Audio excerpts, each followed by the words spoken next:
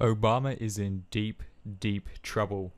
An interview with Fox News and Mark Levin exposes the truth behind the accusations made by President Donald Trump about the Obama wiretapping scandal. Now, this provides proof that Trump Tower was wiretapped by the FBI and NSA. This is big stuff, folks. Someone is going to jail for this, and for a very long time if this is found out to be true. Comment below and tell us what you think. The great one, Mark Levin, from his hidden bunker. Mark, thank you very much for joining us this morning. On your Thursday evening radio broadcast, you laid out a devastating case about executive overreach of the Obama administration, which many believe metamorphosized itself to tweets that President Trump sent out on Saturday morning accusing potential wiretapping in Trump Tower.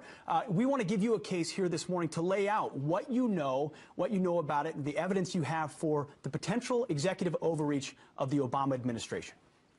Well, pleasure to be here. The evidence is overwhelming. This is not about President Trump's tweeting. This is about the Obama administration's spying. And the question isn't whether it's spied. We know they went to the FISA court twice. The question is, who did they spy on? The extent of the spying. That is, the Trump campaign, the Trump transition, Trump surrogates. And I want to walk you through this, the American people. Exhibit 1. Exhibit 1. This is all public. Head Street. Two separate sources with links to the counterintelligence community have confirmed that the FBI sought and was granted a Foreign Intelligence Surveillance Act court. This is spying. In October, giving counterintelligence permission to examine the activity of, quote, U.S. persons in Donald Trump's campaign with ties to Russia. Let me go on. This isn't me. They say the first FISA request, sources say, named Trump, was denied back in June, denied by the court. But the second was drawn more narrowly and was granted in October after evidence was presented of a server possibly related to the Trump campaign and its alleged links to two banks.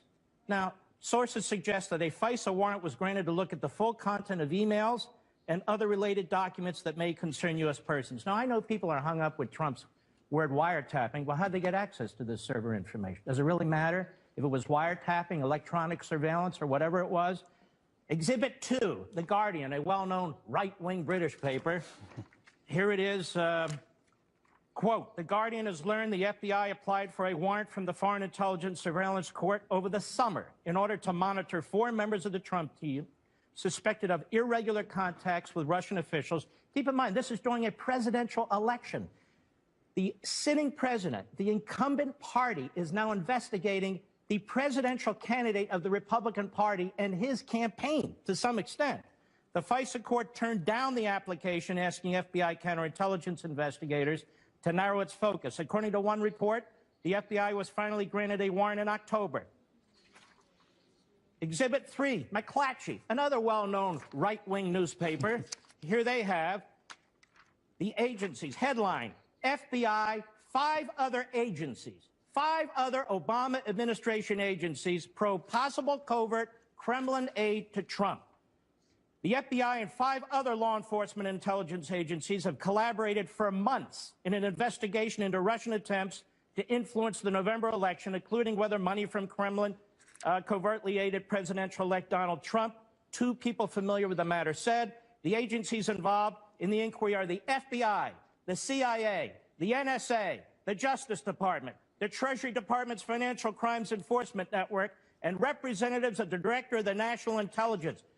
Are you telling me Barack Obama didn't know what was going on in 6 agencies? As you hold go on, hold on. Okay, keep going. I'm not done. I need to make the case because the media seems to be confused about their own reporting. New York Times, another well-known liberal outlet, intercepted Russian communications, part of inquiry into Trump associates, January 19. The FBI is leading the investigations, aided by the NSA, the CIA, Treasury Department's Financial Crimes Unit. The investigators have accelerated their efforts in recent weeks, but have found no conclusive evidence of wrongdoing. Listen to this. One official said intelligence reports based on some of the wiretap communications have been provided to the White House.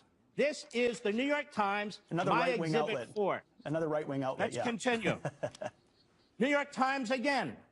NSA gets more latitude to share intercepted communications. In the final days of the Obama administration, the administration has expanded the power of the NSA to share globally intercepted personal communications with the government's 16 other intelligence agencies before applying privacy protections. Now, why would they do this on the way out the door? Well, March 1, Exhibit 6, Obama administration rushed to preserve intelligence of Russian election hacking. In the Obama administration's last days, listen to this, some White House officials scrambled to spread information about Russian efforts to undermine the presidential election and about possible contacts between associates of President-elect Trump and Russians across the government. I'm not done. Exhibit 7, New York Times. Flynn is said to have talked to Russians about sanctions Trump took office. Well, where'd they get this information? Well, Mark, you know, the FISA court, they're always monitoring the Russian ambassador and so. How do we know that?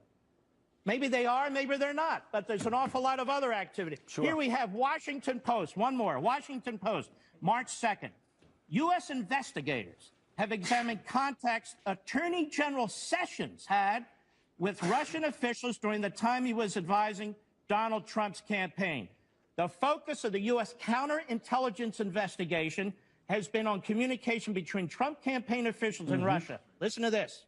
The inquiry involving Sessions is examining his contacts while serving as Trump's foreign policy advisor in the spring and summer of 2016. This has been going on for a year. Well, Mark, now, as you do on your radio program, you lay out a devastating case based on public documents, as you point out, and not right-wing sources, but mainstream left-stream sources. How confident are you that this investigation, which was on Russian, so-called Russian hacking, but now the White House says this morning will be broadened to looking into executive overreach, how confident are you they will find something there? I don't know, but they already found something. The issue isn't whether the Obama administration spied on the Trump campaign or transition or certain of its surrogates. The issue is the extent of it. They went into court a second time. They were so aggressive. They waited 4 or 5 months. They go back in October, weeks before the general election. They narrow their request. All of a sudden, we have leaks coming out on Flynn. Then we have a horrible meeting that took place between Sessions and so forth. And I'm telling you, as a former chief of staff to an attorney general of the United States in the Reagan administration, these are police state tactics. Now, what did Barack Obama know? He knew everything I just read to you apart from 1 or 2 articles. You know how I know? It's in the newspapers. It's right there. So Barack Obama not only knew this, but he gets a daily intelligence briefing. And let me tell you something about daily intelligence briefings.